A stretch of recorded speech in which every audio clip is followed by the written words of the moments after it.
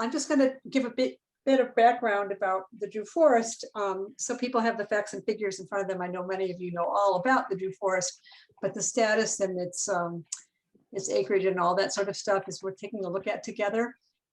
And the justification for protecting it probably doesn't need any repeating, but we can talk about that throughout the evening. So the Drew Forest Preserve is about 53 acres, as we now know, and it's really important because it's the largest bit of forest that's natural and intact and mature in Madison. And it's important for so many other reasons, from protecting our water to biodiversity. And as I've mentioned to some of you before, there's hardly any forests left in the county or even in northern New Jersey that have an intact native understory beneath the canopy of the trees.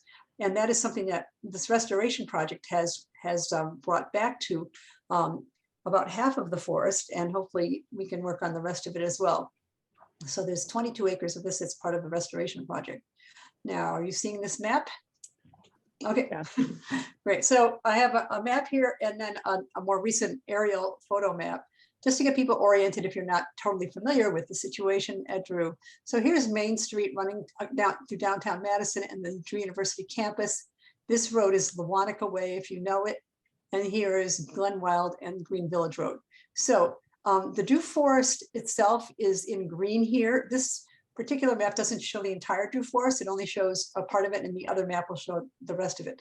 But it focuses on the areas with the black around them. Those are deer fences, and those designate the restoration area that we've targeted to try to restore to a biodiverse forest ecosystem with more than just canopy trees. And so this shows the area called the Zuck Arboretum, which has been called that for many decades, which has 2 ponds and a nature trail and a lot of natural beauty and benches now, and other has been restored, is being restored. Everything, I shouldn't say has been restored. It's an ongoing process, and we have to keep on working on those invasive species forever.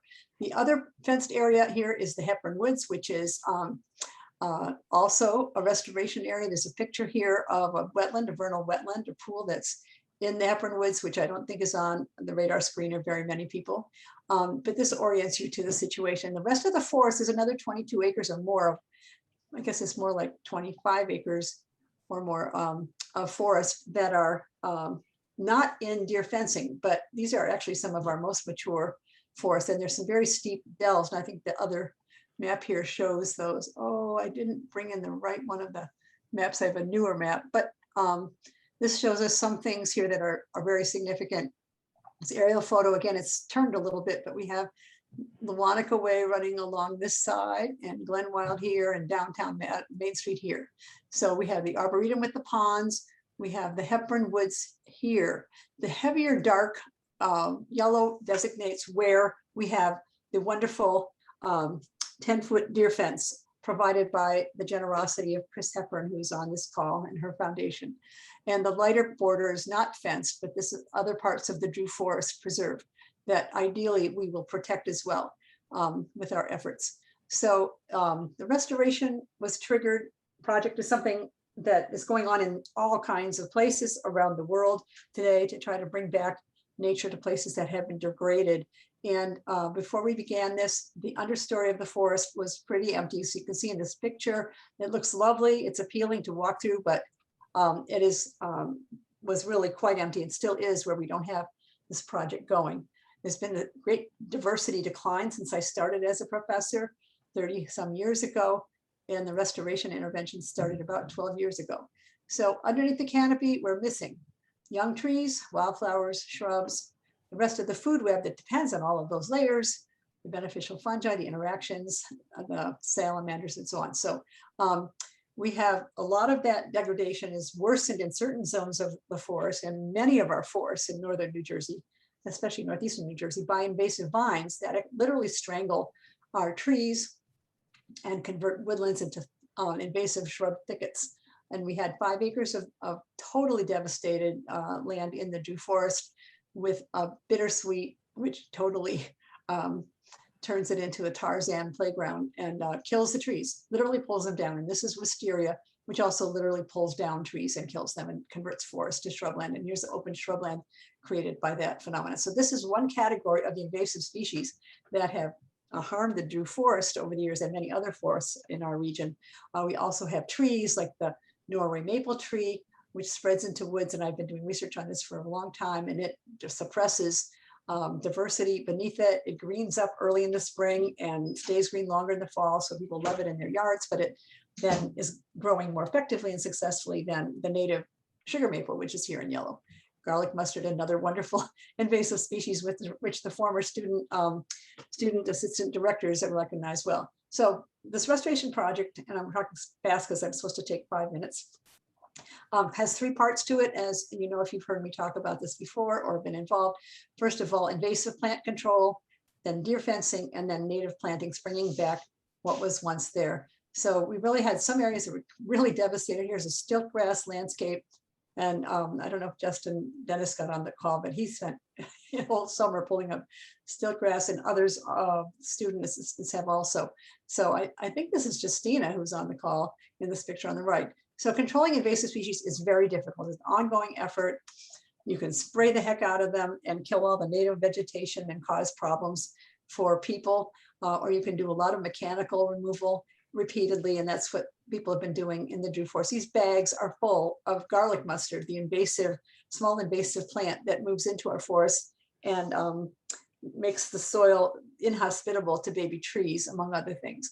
So this is the number one part of restoration. The second part is protection from deer.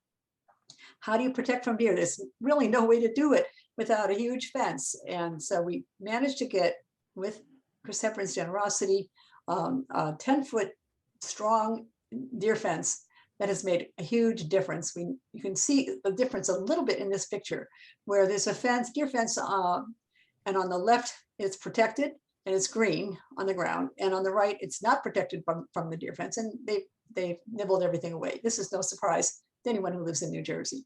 So we really had astonishing results of this protection from deer. Returning lots of small trees on their own. Beaches with beech trees, which send up sprouts like this normally, are doing that again. Many lost native plants returned on their own, like these jewelweeds, and then we planted a huge amount of vegetation that's also returned. So that's the third part of restoration: deer control, invasive species control, and bringing back the native plants. And here are some students working away, putting in plants that have been provided by very generous grants. The Garden Club of Madison has been a major partner in this throughout, even taking us to the state level for additional funding. And we've also had contributions from many others. U.S. Fish and Wildlife Service has been part of this, bringing us lots of trees. And then the big bulk of what's happened here is thanks to the students and the volunteers from the community. I think I got a picture of Justin in here, but I'm sorry, I don't have a picture of Kira or Chris. But anyway, we have lots of restoration plantings. You can see how bare this land is here, and the flags are where we're planning to put in plants in this picture. Little white bags are plants that were about to be planted, and we did have quite a lot of response to this first stage of planting vegetation, and things became even more lush over time.